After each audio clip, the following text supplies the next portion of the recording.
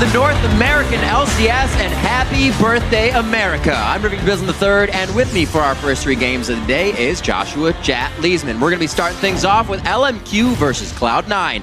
And thinking back to our last Super Week, back in Week 1, LMQ was the only team to go 4-0. Yeah, and they were so good that week. But since the early surge, they've actually shown a bit more struggle to close out games. Teams are really starting to adapt to the way LMQ plays, especially with LMQ's early aggression. And now while they're still tied for first, the league's gotten tougher because remember, they were in first and now they're tied for it. So they have to be careful because they're technically only 1 game away from potentially falling into 5th place. So now midway through the split, 14 games in, they almost have to refocus themselves to get back that dominating edge. Yeah, and on the other side of the coin, Cloud9 have been trying since the start of this split to recapture the spark that made them the preeminent team in North America. Yeah, and Riv, what's most astonishing about Cloud9 is that they've had the most trouble when facing the bottom 3 teams. They've yet to win against Complexity. They're 1-1 against Evil Geniuses. But then against the top 4 teams, they're 5-3. So what gives there? This week, they've got a tough schedule and actually face the entire top 3 of the North American LCS. So it is an opportunity for Cloud9 to turn their season around. And if they go 4-0, there's no way they do not reclaim first place. Right, and Cloud9 say, LMQ is the full package. Or to borrow from Taylor Swift, I knew you were trouble when you walked in. Cloud9 always has the best team decisions. When I see them, I just see them as a group of friends who are really close with each other, and they just have incredible synergy, and they've shown it throughout in the past. C9 is one of our primary scrim partners, so we know them very well, and I think they know us very well. The consensus is that we have like a mental block on them, which is not true at all. I just play to win, and I don't fear any player or any team. We're 0-2 right now versus C9, so in both of those games we threw with our massive lead that we had. We got lucky maybe like once or twice against them, and they chose to do a bad push or rotation, and we out-pushed them or out-rotated them in that instance. So if we can keep that up, we'll likely be able to do very well. I think the weakness right now is that the meta for them isn't favored, and that's because highest champion pool has been slowly dwindling, and Soraka has been taken away, LeBlanc has been taken away. All that's really left is the unnerved champions, which are like the APs from back in Season 2, which is like Orianna and like TF. So players who did really well in Season 2 are gonna get stronger again. But High is a Season 3 player, and now that his champion pool is gone, it's gonna be tough for them. Yeah, one of the strangest struggles we've seen from Cloud9 this time is they're the team that normally adapts so quickly. Actually seems like they're a little slow trying to pick up the new stuff. It's different. They're not really fighting for a first place spot here. It's always what you hear behind the name of Cloud9 and someone else in the top tier. Right now we're going to check out the starting lineups and see if these teams can get back that top spot. On the blue side, it's LMQ. Ackerman in the top lane, No Name in the jungle, Xiao in the mid lane with Vasily at AD carry, and more, as usual, behind him on support. And on the red side, of course, it is Cloud9. Balls in the top lane, Meteos in the jungle, High and mid, Sneaky on AD carry, and of course, Lemon Nation on support. And to keep with High here as we jump into Champion Select, something Cloud9 and both LMQ are known very well for is that you look at High's champion pool, as Link was saying, it's kind of dwindling, and Xiao has only been showing us more. Yeah, we really have to echo what Link said right there because it's just so interesting here with Cloud9 being the way they are. Yeah. All the champions that High has played have been taken down. So he's put in this really difficult position where he has to learn so many new champions, and he's always been the type of guy to play champions right at the top of the meta, or even set the meta in North America. And that really just has not been the case this split. For Cloud9 as a whole, there was a game last week where they were blue side, and they banned Kale. Normally teams force the red side team to ban Kale right there. So it's a little bit strange of Cloud9. I almost expect them at this mid-season point to kind of turn that around and start playing a little bit differently. You'd think it'd be different from the start. One of the teams we know to be the quickest at adapting in previous splits. That's why they were the champions. Now seem to be faltering a little bit. A lot in the beginning of the year that hit him up with High being off for a while and his sickness, now back with the team, but it hasn't seemed to be able to recuperate, especially with the patches just tacking on. I mean, yes, they've been back in the LCS now for 6 weeks. That's a month and a half, maybe even a little bit less. They were playing without High for a month. That is a substantial amount of time to change the dynamic of a team and then to get back to it. Also coming in facing different teams than what they did previously beat in the split. A lot have gotten stronger. A lot of the lower teams able to beat out those higher calibers this season. So the bans are finally through, and a lot more mid laners than usually, at least from last week, are coming through on this one. And Lulu Looks to be a first pickup. Yeah, LMQ's previous victory over Cloud9, they had the top lane Lulu. It's been a favorite of Ackerman, especially leagues around the world, more so even Korea. It's a very common ban for Lulu because she is right in that top tier of top lane champions. But the very interesting thing about this is Kayle was not banned and then was also not first picked. So this could be LMQ looking at Cloud9, seeing the Cloud9 blue side ban Kayle last week, and saying, we want both. A little bit of homework. It's going to be the Twisted Fate with the Evelyn right away. So looking to get a bit of that gank pressure coming in from Meteos. He did get a win on Evelyn last week, his first game off Lee with that win. And looks like on the other side, Xiao goes for the Syndra. Immediately. Very strong lane control there. Yeah, he wants to bully high clean out of the lane. Something Xiao is very good at. So now the only way we see a Kayle is if Balls has added it to his champion pool in the top lane. And just based on the way the last few weeks have been going, not seeing Kayle in the pick or the ban column for a game is very unlikely. Wow, a lot more Kog'Maw has been coming out as well if the protection can be there with him. We've seen a different variety of builds that we'll go over as we get into the game, but Corki quickly locked in on Vasili's side, already knowing he just needed an AD carry, but what are they going to be bringing into the jungle here? They did have the Jarvan before. They need something to lock down a composition that, albeit doesn't have that many dashes or ways to get out of a Cataclysm, so good work. I will say right off the bat, though, Cloud9 is picking much more quickly than they have in the past few weeks. It's very much back to the old fast pick and go Cloud9 that really just sprints through a champion select. Oh! All right. There's another point we were going to be talking about is Balls' champion pool as well. 3 champions throughout the entire summer split so far. This will be number 4. And it's still a little bit strange, honestly, because Balls was seen as the premier top laner in North America, far and away, head and shoulders above everyone else. Easy to say. In gameplay. Used to be. But this split, he hasn't really played the new breed of top laners. No Gragas, no Lulu, no Kayle. And instead of jumping to one of those 3, he jumps back in time and picks the Nunu, who was huge at the very start of the spring split.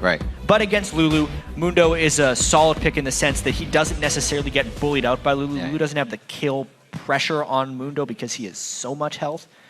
It'll be an interesting choice, but yeah, no Kayle. We'll see what they do before the game gets underway. Let's check your predictions here after seeing all that. According to LOLesports.com, it's 55% of you saying that Cloud9 are going to be taking the win, but that's going to be moving around. Yeah, make sure to keep those votes coming throughout the game because we update it during the game. Tweet either the hashtag LMQ or the hashtag C9 to the @LOLesports Twitter account. Then we get that sweet little graph on the screen that shifts back and forth. Yep. You'll see it because you can participate in it. So not seeing Kayle picked or banned at all throughout this game. Xiao bringing out another new unique champion pick for himself on Syndra and Tahai's TF, something he wants to bully out immediately. They didn't even have to really ban against high and mid. Just kind of forced his way down to TF. High has always been a player who can play TF, but he's never really seemed to be a god on TF, if that makes sense. Cloud9 will use it for the tools that TF brings, but not really much beyond that. He's been playing it actually ever since the promotion qualifier in 2013. That's right. Made it into the LCS. Way back in the day. We'll see what he runs it. Is the Flash Ghost? It is the Flash Ghost, as usual, to stay safe. We'll see what kind of pressure he can create throughout the game on Twisted Fate. Hasn't been too many plays onto that, but one of his best has come from ATF. Cloud9 really looking to pick up some pace throughout the season. It has not been the same for them, and it's almost a situation where they can't find the mistakes they're doing wrong. It just, the wins don't come as easy. The wins just aren't coming. So much of what Cloud9 was doing in the previous splits was almost majestic in the sense that they would just find ways to win every game in the mid game. Even if the laning phase didn't go right, they'd find a dragon fight and just dominate it. This split, oh man, good actually, they don't have much kill pressure. They're trying to force a flash or a collapse. If they keep getting slows, they got a flash for sure. Flash. Nice. It says red card. You're out of the game. So ward down early, easy vision going in there. They don't even have to really work for that, and they get a flash out of it too onto Ackerman. So there may be a return there coming from Meteos early in the game. They got some time to work with that. Looks like they aren't going to do anything different, but a lot more wards coming out here for Cloud9 than usual. A lot in the river.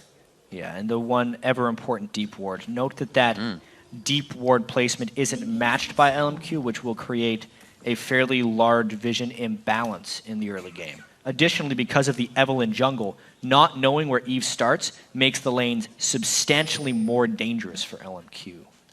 We'll see how they coordinate that. It's going to be really up to No Name, captain of the team. Keep Leighton Bade, get out of there. smart mind on it. Sneaky, trying to get a bio-arcane shot over.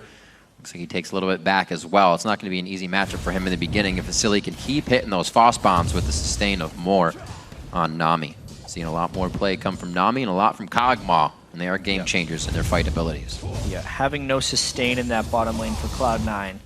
I know we talked about the 4.10 80 carry changes in depth last patch, but we need to continue to hit on it because running Kog'Maw here in a non-sustained lane, especially when Sneaky took some of that preemptive poke before the lane happened, means that Vasily and Moore could actually look to aggress a fair bit in the early game at the risk of an Evelynn gank, because remember, they don't know where he started.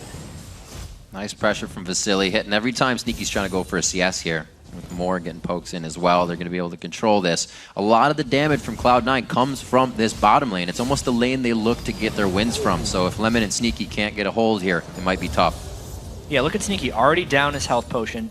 It's halfway ticked through, and no good way of sustaining up. So that is a lane that very much has to hug their turret for a while. Yeah. Something that will diminish the lane pressure a fair bit of Cloud9. Here comes classic Cloud9. Can they get balls and Meteos back in the game?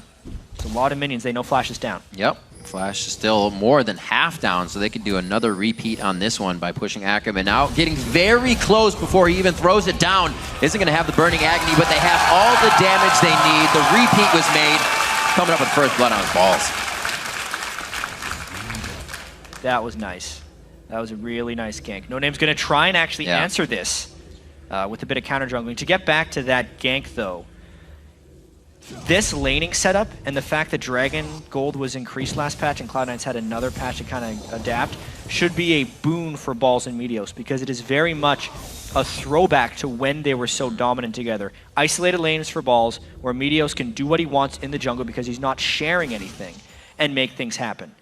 But now they're vulnerable to potentially this dive. It would be so, so dangerous. I think they're safe. Definitely LMQ pushing a little bit if they went in that one fully. Possibility of losing the double buffs on No Name and even more. Good choice to go back, especially High getting pushed in middle. See if No Name can find something on this attack. Yeah, he's spending a lot of time deep within the jungle of Cloud9. He's probably hoping to run into Meteos at some point so he can take him down a peg or two in health. There's a scattered weak. They are going to get what they wanted out of that one. And No Name makes it out easy. Xiao taking the initial bit of damage, and Meteos just in the wing, not in time. That was so clean by LMQ right there.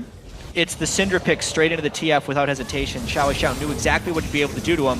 Oh my! Flay into grab. Makes it a little bit easier there. Vasily definitely has to rethink, but they get the Ignite out. He's not really in a lot of HP zone, though, to get back into that kill pressure. Got to be careful. Moore's going to be trying to sustain. Unless they land another hook shortly, that harassment is going to be for naught. But to get back to that mid lane gank, High is going to be in a lot of trouble now.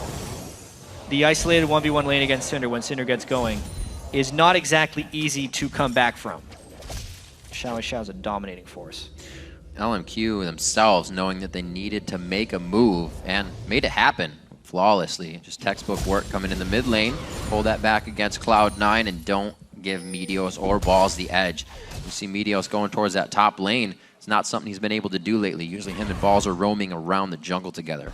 So it might help him as well. Trying to clear out this pink ward. Ackerman actually came back to lane with this, making sure he could stay safe, but they thwart that right away. Yeah, I mean, Meteos got rid of the ward, sure, but that was one gank thwarted by Ackerman. Yep. So the ward, in a sense, was worth it. He has to go back to base now because it was gone. But this means Xiao can continue to be aggressive on High, and means the bottom lane of LMQ can continue to be aggressive onto Sneaky and Lemon. And this is very much the way Cloud9 used to play, in a sense of their lanes were always a little bit better and always pushed up, but the fact that they were all in that space made it so that it was safe, because if they went to gank, they'd lose something elsewhere. Here's the gank. Let's see what happens. They have to make this work, Jad. It looks like they're going to get some good damage onto Lemon, but can they finish it? High with the great walk roam down. Doesn't even have Destiny up. They needed to do that with the CS discrepancy in the lanes. 24 CS, and I don't know how long that turret's going to last, because Meteos has got to be careful about holding this. He doesn't even want to reveal himself in vision range at the threat of getting jumped on by 2 people. This turret probably has to be forfeit. Cloud9 seems like they're have to make moves right now. Yeah, they lost a huge wave in mid. High picks up a bit from the bottom. It's really give and take right now, and it definitely take more from Cloud9. Yeah, I feel like LMQ won out substantially in that trade. Just the map control they've already gained because their lanes are pushed up. Now the fact that the middle turret, the most important turret, is down, it allows roams like this to happen. Already control over the map. 7 minutes in the game. Xiao's broken the mid lane with no name, and they get another kill from the roam. This map is already theirs. Yeah, where is the pressure going to come from Cloud9? Twisted Fate isn't even level 6 yet, and they've already done 2 turret dives to Cloud9 that are successful in kills. Still have a dragon fight to come up, but that's what LMQ is also looking for with the amount of fight prowess that they have. Moore coming back to mid lane, and they're so on top of it. You see the rest of the damage dealers able to be roaming in the jungle while the support is guarding mid safely. LMQ's got C9's number on this. Yeah, they are the ones with the big advantage right now, pressure-wise on the map. And it's that early aggression that really shocked a lot of the North American LCS when LMQ came in here. Cloud9 has not been able to respond to this game. Picking Twisted Fate so early, they got to be able to play a little bit more defensive or survivable. Right. Getting that early dive onto high is backbreaking. And the Mundo pick, it almost hurts a little bit because you have to make sure he gets that kill so he doesn't get dove. But to kill Ackerman in the beginning, he can still wild growth someone later, and LMQ made everything work for themselves on the other side of the map. The Mundo is very much a late game pick as well. I mean, looking at Cloud9's team across the board, they are looking to make it to late games. So it makes sense that LMQ is making these aggressive moves early. It's just a matter of how well can Cloud9 hold them off until then. And early on, 1,500 gold, including the mid lane turret, which is cannot emphasize enough how important that mid lane turret is. It means LMQ is very much winning this race. And we also see both AD carries kind of popping that phage in there. We see Triforce coming in for Kog'Maw pretty often. Give a little more safety in the speed, and Sneaky knows with the trouble they've been having in this lane and sustained facility gets. They're going to need the chance to get away even faster. Easily freezing this lane in front of the turret. 62-45. Balls is doing his damnedest to keep a little bit of CS in his favor in the top lane for the team. Yeah. It was the early game ganks that gave Balls that edge, but Mundo won't be able to come in and make an impact for quite a while. Doesn't have boots yet. Yes, he still has the teleport, but like the dragon fight is down, it's going to be a lot of damage on a high. Red card doesn't help you. So much harass. He goes down thinking he can stop Xiao just out of range. The ultimate's enough, and they're going to be looking at another turret. Definitely feels like High is tilting a little bit right here. Right. Not being able to pull gold right there. It was a very time-sensitive gold card because he knew the ultimate was coming from Xiao and he still wanted to flash away, but he burned his flash. Xiao did not.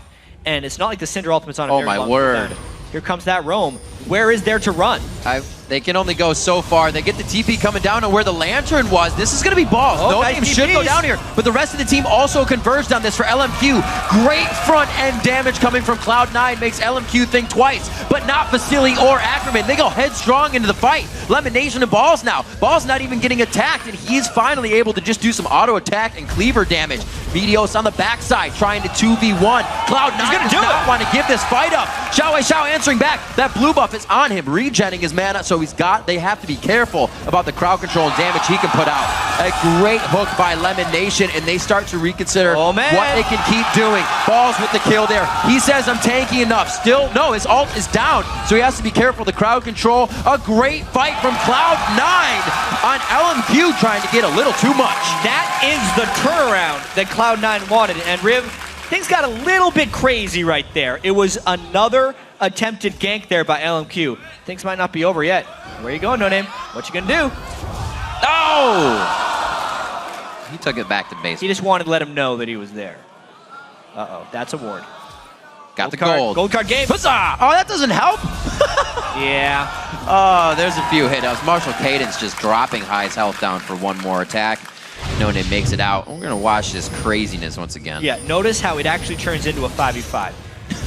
Ball's teleport comes in first, and a very late response by Ackerman. Lulu would have matched him right there, the first kill wouldn't have necessarily happened. And then notice because LMQ is so split up and Cloud9 is together, the turret is zoning out a lot of LMQ from this fight. Every time they flash back over the wall, they couldn't make it back in for the support of the fight, which allowed LMQ, it allowed Cloud9 a lot of stick-around kills. And considering they are the better late-game scaling team, that fight definitely bought them some time. What it did not do is actually give them any map pressure back, because they lost the turret amongst all that, and they're still down on gold. We'll see what they can keep doing. Sneaky can get a few more kills under his belt and finish that Triforce up. He can definitely put out some big damage for the team at these Dragon fights once we get it. 2 more minutes on that, and it looks like LMQ already has that warded up, and they should. They can control this far in. They're good to go on pink wards back there. Meteos is in flank position, but he does not have his ultimate up for about 20 seconds. It would have been perfect as far as a team fight happens, but they're just waiting on the timers, and now he's killing a pink ward. Yet another turret given up. The map pressure just doesn't exist for Cloud9 right now. Let's see if wow, he actually did not. No, too much fear. Yeah. Right? They know that in a 4v4, especially without Balls right now, who is holding the most gold of anyone on their team, a fight without Mundo is not an actual fight they want to engage on. With the DFG on Xiao, it very quickly becomes an odd man fight, because he will kill someone instantly.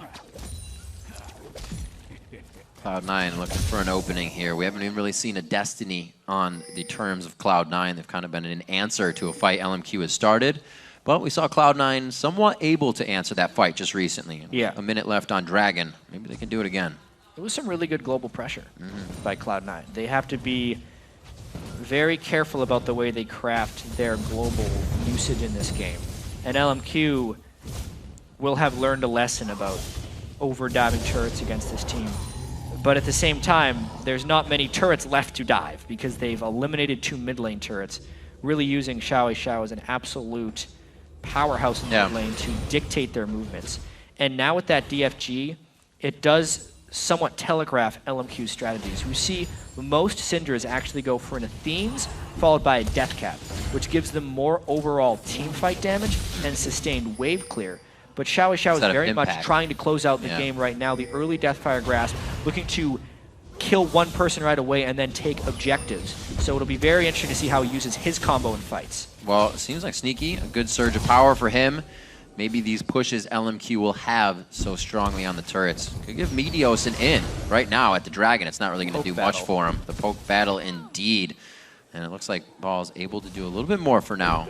Waiting for Xiao's attacks. There they go. No name. Big ult! Get 4 inside. They're all forced to at least 2 or 3 to flash out of that. Trying to turn around. They're getting hit from all the way on the outside. High is able to take down Ackerman with some wild cards, and it looks like they are reassessing this one. Another set of wild cards hits onto Vasily, but more sustain is there, and his mana bar is very low. Ball's going in. Throws down the ultimate. Xiao forced the flash. Levitation hits another great hook to continue a fight for the team. Wow, very close. Ball's getting over the edge. No Name almost locking him up. The timing of Xiao in that fight saved his life. High teleported into a spot and was instantly killed by a Cinder Orb. But overall, that fight was in Cloud9's favor by a wide margin, because there was no DFG combo pulled off by Cinder. It does not stop here, though. Ackerman is coming back. Man, Ackerman's into the fight. His ult is down, but he's still able to provide quite a bit of damage. That's going to be a hurt Balls, but he will be in the fight still with the team. Throwing cleavers from the outside. Can teleport and get back in. It looks like he will try to do just that as he backs it blue. No mana on Sneaky. W is free on Kog'Maw, though, so he can still pump out damage. Levitation does not have enough health to help here, but Meteos does have Flash and Smite. How quickly can High make it into the fight? Also, Ball's healed up to full in the midst of this, plus his ultimate's coming back off cooldown. This may be Cloud9's Dragon. Yeah, Balls is good to go. His ulti's just up right now. Wow. Huge damage to Xiao. They also get vision out of that living artillery. Balls wants to go very far into this one. Dodges the bubble. Gets Ackerman and throws down the Burning Agony. But the team says, call back. We got Dragon. Let's get some map control. What a battle that was, Riv. That was a 2-minute Dragon fight, pretty much. And the initiation looked great from No Name, followed by the tidal wave. But LMQ couldn't follow, and Ball zoned out Xiao. That's the biggest thing here. He wanted to DFG ult someone, but could never make it into range because of the presence of Mundo. Watch the DFG by Xiao. It actually comes out right at the end of the fight with no damage. So the combo was not used. It allowed the fight to extend, Balls to heal up, and zone them out. The important thing about this, though, is watch the High teleport as Xiao times this bubble and orb. Didn't even Where see not to that. go. I saw No Name coming over. Yeah. Just saw a lot of particle effects. So we'll see how the game continues to pan out. Cloud9 clawing their way back from a huge early game map control from LMQ.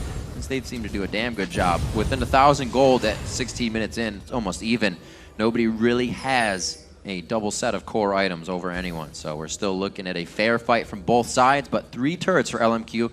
Gonna give them a few more options, like warding this far into the jungle. Yeah, this is a really awesome battle right now because it's LMQ with the early game map pressure and Cloud9 desperately trying to hold it off with one incredibly strong tank that if he gets going, there will be no way LMQ can deal with it. He will just stand in front of the Syndra and keep her away from any of the squishy targets she wants to combo. But it is anyone's game right now because it's very easy if Cloud9 loses a fight to lose an inhibitor and then never get back the map control versus if Cloud9 can just get a few turrets down, they will slingshot themselves ahead in gold and then have the superior team fight. Something that Cloud9 can still do. Once they find their way on that path, they can hold it and get to the win. Pretty textbook style. Right now, Ball seems to be getting a huge amount of HP under his belt. And like you said, to be able to stand in front of Xiao, you build magic resistance for that. You have enough health, it's not going to matter. Mundo against double AP compositions is like a Mundo's dream in a lot of ways, especially when you consider Corki as primarily magic damage. Warmogs, Spirit Visage, and maybe even a Banshee's Veil with Mercury Treads afterwards. He will just be completely untouchable, and it will be so difficult for LMQ to get their damage through the Mundo if Balls continues on this current path. And so many wards coming from Cloud9 just due to that last entry of LMQ in the top side. They want to control that map. They want to keep Balls split pushing and farming. They also want to know where LMQ is. Right now, LMQ's found the dark side of that map, and it looks like they have some free roam over here. No longer getting the blue, which Cloud9 has somewhat recuperated on, but they don't have the map pressure they need. Yeah, this turret looks like it's going down. Cloud9 is going to try and trade a mid lane turret here, but they have to be careful to not lose their inhibitor turret. LMQ does not hesitate within dives, and this could be the breaking point we were talking about. 5 turrets to 0. If it gets much worse, doesn't think like Cloud9 can come back. They can't even really get up to the turret. A siege wave here with LMQ on the inhibitor turret, and they're taking it down to half health. Is not back is going to go down. Meteos actually throws down the ultimate, and it looks like they're forced out somewhat. A very indecisive set of attacks coming from Cloud9 there. They get 1 top lane outer turret amongst all that and give up 2 turrets in their bot lane while exposing their inhibitor. You do not often see a team come back from 6 turrets to 1.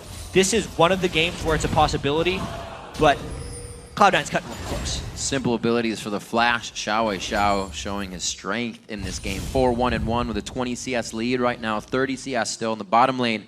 And Ackerman has caught up after the gank in the early game and is now surpassed Ball CS 148 to 140. LMQ out of champion select really looks strong, and now they're making that composition work. Especially with the map pressure. Yeah. So trying to put our heads around this gold lead right here. Like, where is the gold coming from? One thing that ended up happening is Lemon Nation never built a gold item on Thresh. It's very common for Threshes to rush Sightstone, but Thresh generally scales better in the late game with his utility. The Nami build right here will naturally have more gold because he's gotten about 630 gold from his Spell Thief's Edge item.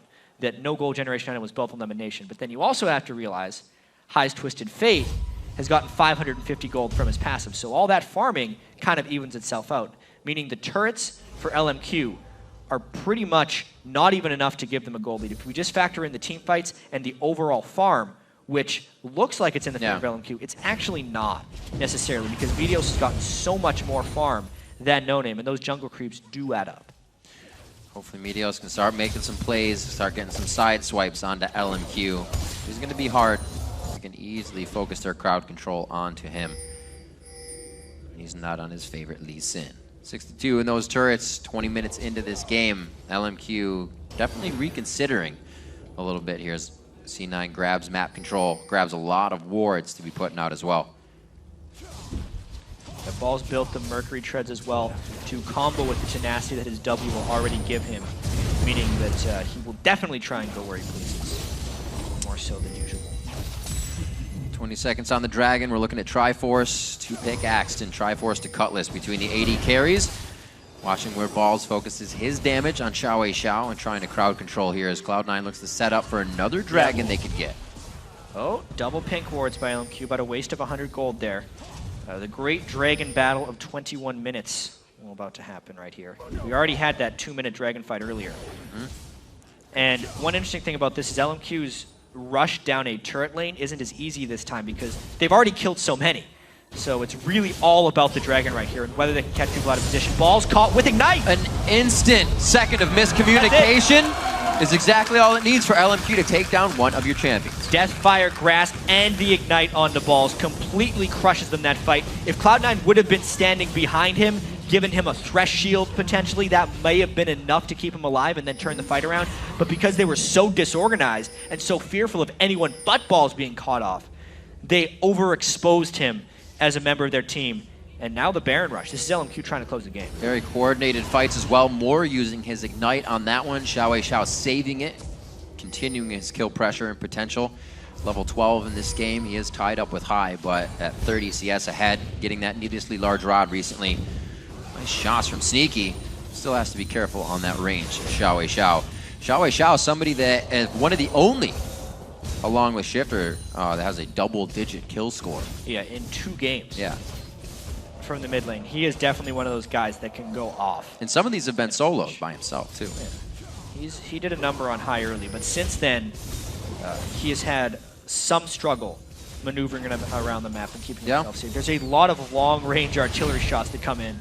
Woo! Well, that's odd for the Lantern. I think that could be the only thing that LMQ has as kind of a caveat against them, is that sometimes they don't go with the well-laid plans. They'll go in and they'll do very well, and then they'll kind of say, okay, we can divert from that a little bit. And that's where it goes wrong. A lot of their biggest criticisms against themselves is exactly that. They have those set strategies for every team, but we have to remember, LMQ is still a young team. They did play together throughout the entire Challenger series, but the LCS is a whole nother animal, playing in front of the crowd, more pressure in every game, knowing that they, while they are tied for first, they are 1 game back from being in 5th, which is a monumental difference. And knowing they're playing against teams that have much more North American experience, a lot of times it is a little scary when you think of something on the spot and say, this could work better, to just abandon the strategy you've spent a week crafting. Something that LMQ has done a little bit in the past. This game, though, it seems like they're trying to stick to it. They have a very good lane domination composition. They have used it to build into some nice turret control. And if not for a few bad team fights, they would have rolled over Cloud9 in this one. Trying to get back into organization for that. Cloud9 as well, doing a little bit better with each game that we see. Their adaptability is somewhat coming around. We see High this game having a little trouble, pushed back onto Twisted Fate. But it seems like they are keeping the idea of late game in mind, so they're not diverting from that. Still have that in their sleeve. 2K gold, that's what we're looking at right now for Cloud9 to make up. Still a fight could be in their favor. So looking to see the Zanyas finished up on High, how could possibly make some plays for himself. Yep. Aegis of the Legion as well. The mobility boots on High are a very curious choice for Twisted Fate. They're just looking to rotate a little bit extra in this game. Maybe try and stall at this game, knowing they're down so many turrets. They got to be able to move real quick. Pops GF out because they were worried about a collapse, but it's just going to be down now. Lucky them. Where's he going? He's going for something. He's going to be going straight. Going nowhere. Nowhere. I got all excited. I was like, where's he going? I heard it.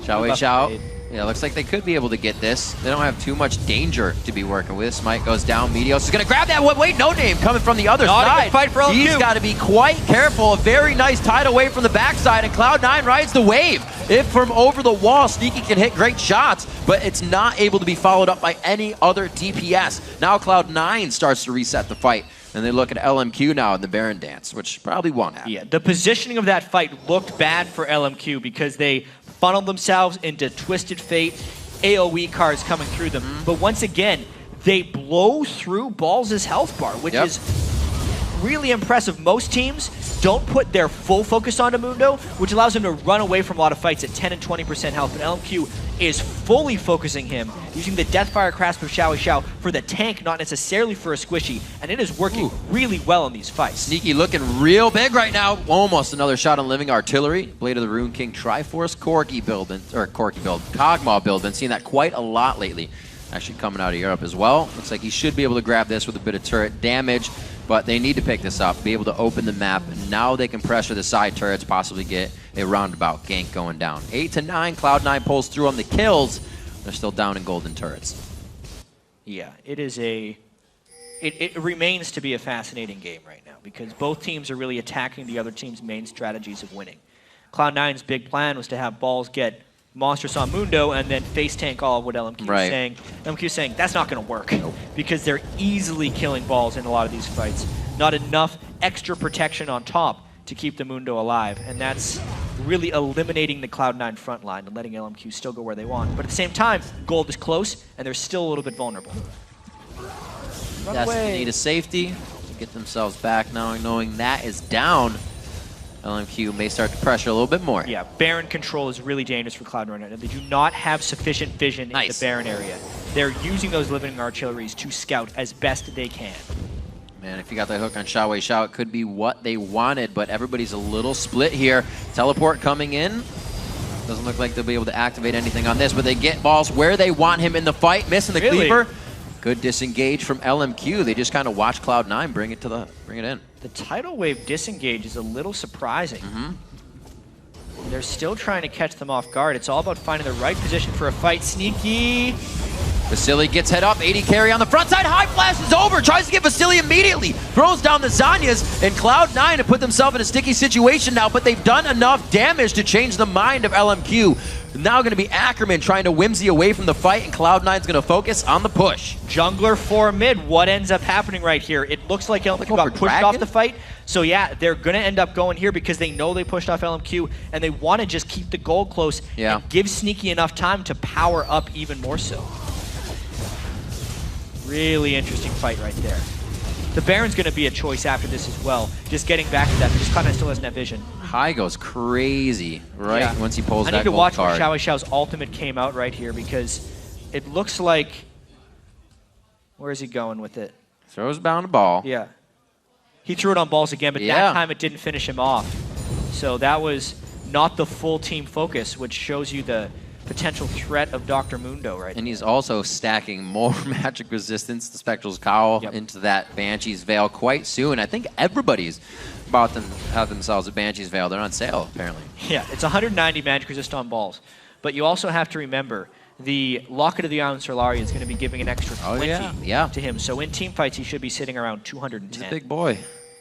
Yeah, and no Void Staff yet onto either ability power caster of LMQ. So this is a moment in the game where he should be quite strong. And it looks like Xiao actually is getting that Athene's just a little later. He's going to build that as his third item. So an Infinity Edge onto Vasily now, and the last Whisper brought in from Sneaky. Interesting build. They can just start on the Baron while Nonam's playing with the red buff. They kill it much faster, and Cloud9, they have had such lackluster vision control with other vision tools to help them. They would have to pile in here to stop this. Meteos very close. That's going to be going to No Name, and now as they assess what's going on, elimination wards, and they're out. Nice, decisive calls by LMQ. That has really been... Really ahead of the game. It's their calling card when they're good. It's how quickly they can go for objectives as a unit. The one thing that amazes me is even after the fight in the bottom lane, they stuttered a bit when they lost that, but they didn't stop with their original strategy and plan. They just found the next turret they needed. They took down an inhibitor turret, which in both games, Cloud9 and LMQ have played. LMQ has taken the first inhibitor, so they're on par to do that as well. Yeah. I have to keep going back to what a game this is, though, because LMQ has shown so much control in this one, yet they have had those few bouts of over-aggression that have allowed Cloud9 to pick up these 10 kills and maintain a close gold game. With the Kog'Maw reaching late game and the Mundo, I feel like I'm saying it too many times this game, but it's still relevant, even with LMQ's dominance. It is one team fight away from LMQ from winning because of the built-up map pressure advantages. But there could be a point in this game if it reaches there, if LMQ was unable to break the inhibitor wall Right. here or get a clean team fight, the Cloud9 would come back, making this push so much more important. It's happening the way it usually does for Cloud9 too if they were to bring it back. Sneaky's the one doing most of the damage that coming from the bot lane. So Cloud9's feeling very good about the situation in that terms. But right now in front of their base, they're a little hesitant here. Ball's taking quite a bit. They can't really get the full amount out, can they? No Ignite has gone down yet. Two ultimates used out as he is forced to use his to get a bit of HP back. Doesn't seem like they really want the fight because nobody's getting anything out of it. Yep, not a good start to the push. The lockdown is gone for them right now. And they just have the threat of Xiao's ultimate, which is still very high. Oh, yeah. Let's not forget that. If he catches anyone but Balls, it would be an instant kill. Well, everybody's staying on the backside. Ackerman now as well. That Lich Bane was his second item. He's been destroying structures in the top lane and now to the bottom with the team. LMQ again grabs the first inhibitor against LMQ, or against Cloud9. And that's the best inhibitor in the game to take, especially when the Baron comes up again, because it is the hardest one for Cloud9 to defend while the Baron is happening due to the distance difference between Baron and that inhibitor. Very strong play and eyes on the bottom lane for LMQ here to start the game after Ball's got a gank in the top lane. No Name spent some time in mid and in the bottom. Now LMQ and the rest of the team back to mid on the backside. It's going to be the teleport in with the Zanyas onto Twisted Fate. Do they have enough focus though once they come out of this? No, it's going to be Meteos going down to an Ignite. That was Moore's. And it looks like Xiao as well. Actually, Xiao's Ignite was down. Moore also used his, so they're out of summoners. They're somewhat running from this fight, but they can still kite backwards. Ackerman trying to put out some free glitter lances, and they'll be safe on this. Baron buff help him stay in regen, and LMQ for a 1-for-1. Jeez, considering the initiation there from Cloud9, fighting against the Baron buff is just a display of how close this game actually is. The damage from Xiao as well, not even using his DFG and just melting Meteos as he ran away and ended up dying to that Ignite. Let's take a look at this again. It was the classic flank attack, 5-man evolve, making a massive shield onto Meteos, and he still died with all the damage coming out from the rest of the team. And then you can just see the disengage from LMQ. The move speed granted by both Nami and Lulu were just enough to get away, with a few dodged cleavers or missed cleavers, depending on how you want to look at it, coming in from Balls. The game continues to be close. Old school Cloud9 it seems. Things are working, they just cannot get it to go all the way forward. Balls is getting to that point where he can run into any team fight. Yeah, but the rest of the team isn't on par with that. It's funny, they're old school picks, but a very different play style for Cloud9. They are not normally the team trapped in their base trying to win and stall the late game. They're the team that wins the game in the mid game and doesn't care about late game most of the time. But even so, they're in a position where the game's probably about 50-50. Well, these teams are 50-50 at 1 win apiece so far in the summer split. They're looking to break that apart right now. Looks like LMQ is really ready to do that. Heading towards the top side. Doesn't look like they want mid just yet. Ackerman's going to be giving some hell up here. Falls now onto a Thorn Mail. He is a complete boss tank this game. Uh-oh. Another initiation comes in. Weeby! Uh-oh. Ty's taking a bath right now. Sneaky gets hit up. Do they have enough peel for the rest of the team? Cloud9 is looking every different direction right now, but Sneaky, he's got his eyes on the kill. More kills coming in for the rest of the team as Sneaky was just shredding them down. Moore's going to be going down on your right side. Ackerman's going to be going down on the left side. And like you said, Jet, this game is amazingly close. Yeah, because there's also super minions beating on Cloud9's base while this is happening. That's the fight they wanted, though. So close. They need to run back and defend that thing. Uh-oh. Come on, Sneaky. Few more shots. He doesn't see him. Come on, buddy. Spawn. No. Oh, my gosh. He saves it. It's going to heal. Don't worry about it. Woo. Easy. Deep breaths across the board. The reason Cloud9 was able to win that last fight was mainly shutting down Xiao. They get the gold cards done on him and never let him into a position where he can succeed. Balls also had great flank position from the back, meaning LMQ was worried about the Giant Mundo and could never focus on Tasiki, diversifying the threat properly there and having LMQ being scattered. This could be the thing that turns around the game, with the inhibitor being back up, the Baron being on the way, and Cloud9 having some time to get vision control back. Plus, Sneaky, he's hit his breaking point as well. So I watched that again on my other screen. Yep. And Third time's a charm. What'd you third see? time's a charm. Xiao threw a ball down instantly to break Hai's Banshee's Veil so the bubble would work. Like, they timed that better than it could actually be timed, if that's a thing. And even so, it did not stop the gold card, which is the Right. most important thing amongst all of that. So crazy. Hai, quick fingers from both sides. Almost got the Zanyas out in time. 16-11, 36 minutes into this one. Longest one between these two teams is 47 minutes, so we got some time before they break their own record. We're going to have it going down the mid lane for Cloud9. A nice Void Ooze kind of puts LMQ in the wrong spot. That was a great play from Sneaky to see that. Good job. This is mid turret. Yeah. Easy. Looks like that late game team is kind of becoming late game. It's hitting late game right now. The inhibitor goes down right there. And still no Void Staff on a Xiao. Ball's picked up more magic resist amongst this. This could be the fight right here. Oh, the one side, great box. Nobody can get through that right now to get the rest of the team. You see, and No Name has to go around the outside, and Cataclysm Ackerman almost gets hooked up. Balls is going deep into the fight on this one, and Xiao's going to be going down. Did they just end the game? Almost 2 fights in a row? Moore's got Meteos all over him. Those are going to be the wild cards that Hai needs to take him down. Meteos stays up this time. They're onto the Nexus turret. It's going to be 40 seconds on 3 members, and Cloud9's looking to win. This is it. Cloud9 makes the stall and takes down LMQ 37 minutes in. The first time Cloud9 gets their footing, they take the win. Wow. Not the way you expect Cloud9 to take down LMQ. Woo. Oh, the way these teams normally play, you would think a very early clash of teams fighting over every early objective. Yet this time, Cloud9 was able to win, at one point being down 6 turrets to 1.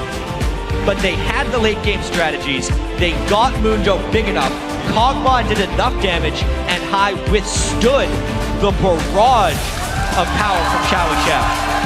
Cloud9 walks away victorious. What an amazing game for Cloud9 to keep their heads in, understand that it was going to be the late game that they needed to work on. That game kind of, like we said, they've been having trouble adapting. Those were some last season picks for them. They didn't have to do too much adapting. They just had to wait for their late game play. Very smart moves there. LMQ coming out so strong. Maybe a little too strong in the beginning, thought they had enough room to play with. And that's when C9 took over. Yeah, if we just have to look back at what happened to LMQ and how they were unable to close that game, I mean, being up 6 turrets to 1 is normally enough. But it was as aggressive as they play, the moments where they went a little too aggressive, which is what always crushes them. The turret dive that ended up to be a 5v5 at the start of the game, and then really some slightly shaky play in one of the first big Dragon engagements were the things that just gave Cloud9 enough time to come in. Those last few team fights, yes, they still could have found a way to come out on top, but the damage had somewhat been done up until that point. A lot of focus in those fights, thinking that they could take down balls before he got there. Because, like you said, they just wanted to win. The Athenes wasn't there from Xiao. He was going straight damage. They wanted to be able to kill everything. Balls had like a surge of gold that faked them out that one fight you're talking about, and everything went wrong. It was a really interesting progression because the Deathfire Grasp was working for Xiao for so long, taking out that front line again and again. But then because the Deathfire Grasp into Death Cap, once he established a certain level of magic resistance, and there was still no Void Staff on the other side to cut through, not to mention some smarter fight planning by Cloud9 to attack from multiple angles and not just present the one target, it ended up turning the tables. So LMQ and C9 now 9-6 apiece with that win. Cloud9 starts to move themselves back up. It's going to be pretty crowded up there probably at the end of today. It's pretty crowded as it is right now, but I mean, Super Week is going to be when teams differentiate themselves. The problems they've had up until this point in the season, whether or not they can solve them this week, will be a big factor in how they move towards the halfway through. Here we go, starting the other half. Head over to Twitter and share what you thought were the standout moments by tweeting us at LOL Esports, and be sure to use the hashtag LCSBigPlays. Right now, we're going to send it over to Dash and Zyrene at the analyst desk for more on Cloud9's win. All right, thanks, Riv. We're joined by Hai, who's just come out of an exciting third game. Now, you guys, that's the third slugfest you've had with LMQ. The first thing I'd like to ask you is, what is it about that matchup that always makes it so contentious? Well, I got destroyed that game, like, more than anything in the world. Like, I really hate TF into Syndra if they have, like, a jungler that can, like, tower dive you, like a Jarvan or, like, a Lee Sin. I can't live. I don't know. Maybe I suck, but whatever. They like doing aggressive things. They like trying to control the early game, and all 3 games against them, they've basically had the early game against us, and that makes the game very hard for us to control just because they have control of mid and the jungle just because I got pooped on. So that makes the games hard when they have control of the game. So coming into that, do you guys just pick champions that scale a little better? Like, what's it like coming into Champions Select versus LMQ? Right. So when we had that team comp, we knew that we would scale well, and our early game was a little bit lackluster because we have TF and Mundo. While they're okay, they're not the strongest. So we had to survive and get to that end game where they can't kill Mundo. So we fell behind more than we should have, but we got to the end game like we wanted to, and what did they do to the Mundo? He had like, what, 4,000, 5,000 health? I don't know. Yeah. With like 300-something MR with no Void Staff. Who's going to kill him? Absolutely. Well, so that being said, the point about the Mundo, was that a call that was made after that initial level 1 engagement where the flash was blown on Lulu? Hey, we're going to look top for an initial gank at that Mundo rolling? Well, I have 3 more games this weekend. Hopefully they didn't see that, but yeah, it's a thing that's like doable just because he's like the most obnoxious level 1 champion. He's kind of like an Ezreal, but he slows you as well. So with everyone doing a split, that's pretty good to do, and I guess since people saw it, it's not really hidden anymore. But yeah, it's kind of cheesy, but it worked. Yeah, and you guys actually have a really good team fight presence that game, and LMQ is known for their team fight, and we're going to get a replay here, and I want you to walk me through this. It's the second dragon of the game where you guys end up walking away on top. All right, so this went really well for us because Balls and Sneaky were hitting a lot of poke before the fight, and so was I. We get the kill on Jarvan, and I believe later on I teleport in and Suicide. But we get a good team fight just because no one can kill Mundo, and we get a lot of poke off. We kill Ackerman, and then no one can still kill Balls. And he ultimates and he heals for full. And I'm pretty sure I Suicide, which I shouldn't be doing, but we get Dragon off this, and it's a very... we only won that fight because we got to poke him before the fight. Had we not been in Dragon before it spawned, and we didn't poke him, they would have taken Dragon, probably snowballed that game from there. So the fact that we were set up for there and got the poke off, that got us a Dragon. Yeah, one of the things I want to point out there is the fact that you guys hadn't quite hit the same item thresholds that they had. There was a DFG on Syndra already, and there was a completed Triforce on the Corki as opposed to Sneaky only having the Phage and the Sheen. So it just speaks to the positioning and the team fighting prowess of your team. Now, moving on further into the game, around 19 minutes, there was an interesting decision made as LMQ kind of pushed down the bottom lane, and we watched Mundo take and trade 1 turret for both an inner turret and an inhib turret. What was the thought process that went into that call? So we were trying to bluff them and see if they'd actually go for the inhibitor or not, because we were pushing top and middle at the same time, but they kind of took our bluff and pushed the inhibitor, and we kind of got punished for that. We didn't make it in time, we lost that turret, but that was just a bad call, honestly, from me, so... yeah. Well, there was a great call later on in the game. I'm going to get another replay up on your screen. It's the ace when that bottom inhibitor was taken and we have super minions pushing into the base. What happens here, Hai? Walk me through this. Okay, so I believe I saw Corki and Lulu top, so I'm calling, hey, let's jump on this. And I have Banshee's Veil, so I don't instantly die in this team fight, which is amazing. So we flank them from 3 different sides. Their priority target is Wei Zhao, and we kill him at the start of the fight. So no one can kill Kog'Maw at this point in time. He's the strongest member on our team by far with Mundo, and the fact that no one can kill him, he just gets free reign over everyone just because Syndra was in a bad position and doesn't have Hourglass. She built full damage, and she gets punished for that. Whereas I went 2 defensive items like right away, so... Right, so coming out of a fight like that, right, where... I guess you were behind maybe about 2K gold, but winning a giant team fight like that, knowing that you're a late game scaling team, how does the mindset change? As the leader of the team, what is it that you say to take control of the game? Hey, we're going to win this. We're going to take advantage of it. Well, when we won that team fight dominantly, we obviously knew, hey, we're really strong right now, and we got that free dragon afterwards. At that point in time, I knew Balls was like a god. I knew Sneaky can't die. He didn't even burn flash that fight, and Syndra did. So the next time the team fight happens, I'm going to port on Syndra, and whether I die for her or not, she's going to die, and no one's going to kill Kog'Maw, and we should win the next team fight. So off of that, we knew the next fight would be the endgaming, or the last fight of the game. All right, and final question here for you, Hai. Great game today, and later on you guys have CLG today. How are you guys preparing for that matchup? So they play the next game, I believe, so we'll be able to watch what they do. And hopefully I don't feed as hard as I do this game, because that would make the game much better. But... yeah, Yeah, that's my game plan, not to feed, so my team doesn't have to carry me as hard. No, that's not a bad game plan. Again, thank you so much for the insight. Good luck in your game later today. Now, don't go anywhere because we've still got more games coming your way. After the break, it's back into the action with Complexity versus CLG. Keep that browser where it's at.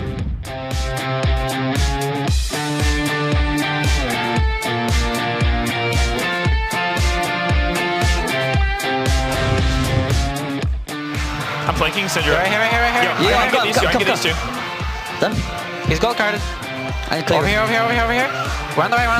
Coming around. Run the way. Coming around. You over here? Yeah, I can go wrong way. Can we die? Careful. Syndra's no flash. Coming long way. He's gold carded. Yeah, I'm gonna go kill Syndra. Okay. That's fine. He has no stun. Can you get it? Yeah. Dude, I'm taking. Syndra's gonna try to kill someone. Careful. Get her? I got her. Yo. I can go. I'm gone. She's done. Hooker. Can we kill her? Kill her. She flashed. I got him. I'm soloing Corki. Yo, I'm on Corki. Corki. Nami driving. Ball's get a little. I slowed him. I'm gonna flank this way.